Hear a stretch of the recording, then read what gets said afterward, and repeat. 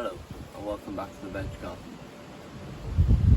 So we are now on to the Tuesday of the series, as I'm going to call it.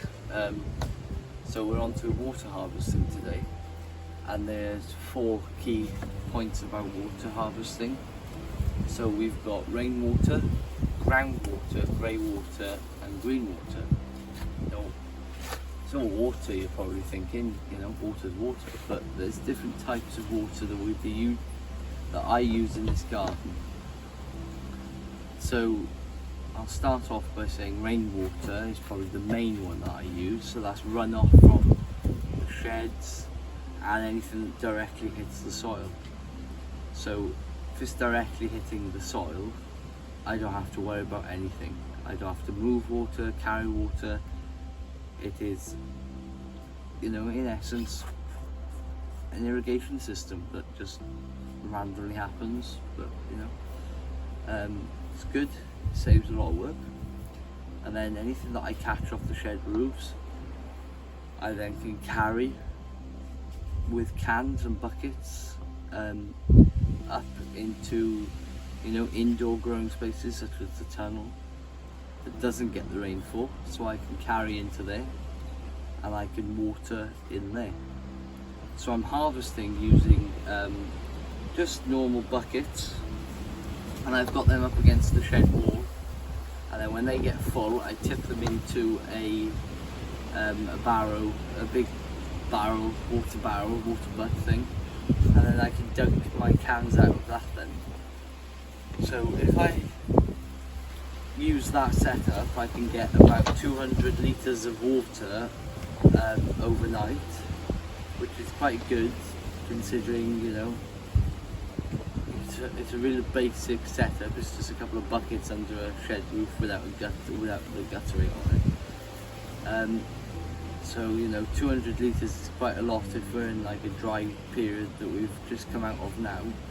That 200 litres all went just to rehydrate the container garden, and then the following day I was already back up to my 200, so I hadn't lost water at all. I was gaining water all the time. If I had a bigger tank, I could put some of that water into storage, whereas at the moment I'm at nearly max capacity, so I can't handle any more water. So in fact I'm just losing water at this point. But the whole setup, if I treat it wisely and use it as a valuable resource, I can go 3 weeks just on what I've got to water the bottom garden, and a week if I was to water the top garden with it. But the top garden is mainly off just water from the rain, because I am using a deep mulch system, which means I get 2 weeks worth of water retaining capabilities before I need to water. So the containers, I leave them a week and then they need water if they haven't had rain, whereas the top garden goes between 2 to 3 weeks before I water it. So in that last drought I was watering at the top here with a can, and then down the bottom was also on the can, but in the end it was getting tight on water. So that's where the next point comes in, is groundwater, so storing water in the ground. So there is like a water table, if you like, and you can use that to your advantage. So what you can do is you could put, if you're in a dry, arid climate, anywhere that's really dry, Middle East or Africa, places like that, or even places like Arizona or Australia, dry lands, you could do a swale, which is an on contour ditch. So you dig a ditch and you take all that fill and you put it into a mound, so you've got this sort of river that's level along the horizon, along the contour. That means that as the rain comes rushing down, it fills that swale level all the way across the valley. Now I've implemented a mini swale. It's just like that long, but all it does is it stops the water that runs from down past the house gushing into my food forest and eroding all the soil away. So any large floods or excess water that we get comes down into that swale, it kills all the energy off the water, and then it either seeps in slowly or it goes over the edge if it gets to that point where it's full. But if it gets to that point where it's full, I don't really mind too much.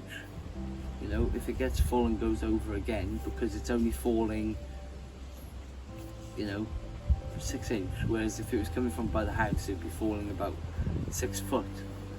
So it's lost a lot of its kinetic, gravitational kinetic energy. The next point of water I'm going to turn to, which can also help in droughts and stuff, and especially now that the UK is going into a hosepipe ban in certain places, is grey water and green water. Now grey water is just the water that comes out of your bath, or if you could divert your sink somehow. You know, these are big projects that we haven't undertaken, so, you know, I don't blame you if you don't, because they are quite, I suppose they are quite a bit of a faff to divert water, and you have to be careful of what you're mixing with the water, as whether it can or can't be put into a system. But for instance, your bath water, you know, you could just scoop a watering can out of the bath if you're having a bath and water your garden with it. We use all of our green water in the garden, which is, you know, anything that when you're boiling water, boiling veg, or washing veg, that's another one, like just when you're scrubbing the mud off your new potatoes or something, all that water can come back out to the garden, because, you know, you're re-applying some of the bacteria that you're scrubbing off, instead of chucking into the sink and out as black water, which is quite difficult to treat and clean. You know, you could have it that it's coming back out as green water, which is completely harmless, because all it is soil, essentially. You just wash, it's just the soil you've washed off the roots. So yeah, water harvesting is a big issue that we need to address quite soon, before we get more severe droughts. But then you've also got the other point and problem of, if you have a major storm, you need some way of letting that water just go. You want to let it go, you just want to dump it. So my mini swale, if for any reason it's making more harm than good, I can just kick the wall out, because it's just a bit of soil, and it'll all just flood out. It'll slow it down because there's still walls there, but, you know, it'll be slowing it because it's going to have to go through like a funnel. So, you know, sorry, and so, you know, there's different aspects to consider when you are doing water harvesting and water management. Another example is, as you can probably see, this beam here. This beam here is eventually going to be turned into a greenhouse, bottle greenhouse. That's all made from recycled or reclaimed materials. Or in the case of the timber, come off the farm, so it's local. And it's just coppices off trees and stuff, so it's pretty regenerative. You know, the tree will grow back. I haven't completely killed the tree, I've just taken limbs off the tree. So I'm actually extending the life of the tree. But I've used reclaimed derails to make the roofs, and all of this it's got quite a big surface area on the roof, and I can use that. If I put a gutter along there and a water barrel there, I can harvest water off of this roof, which could then be used to water trays that will be growing inside, because this is going to be a propagation space.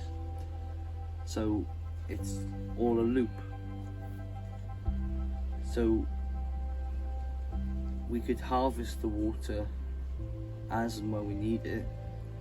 So if we don't need it, I could just let the gutter just divert it off into, you know, I could just have a little bit that overflows back into the soil around and recharge the soil directly, instead of if you were to put it into a butt and then just carry it everywhere. You know, you're making more work for yourself, whereas if you just let it with no gutter, or if you did, you know, I know you could have some sort of mechanism that the gutter opens in a certain place, or, you know, the stop cap on the end pulls off and you can let the water just go. Or even if it's just as simple as you let the water barrel overflow and it just cascades everywhere.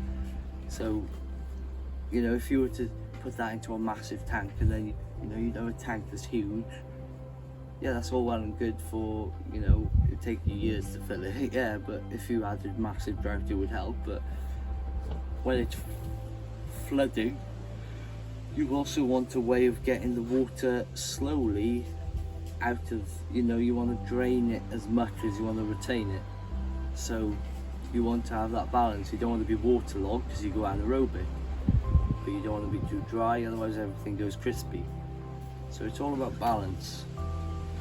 So hope you learned a bit in this video. I did waffle on quite a bit, but I should hopefully see you in the next video.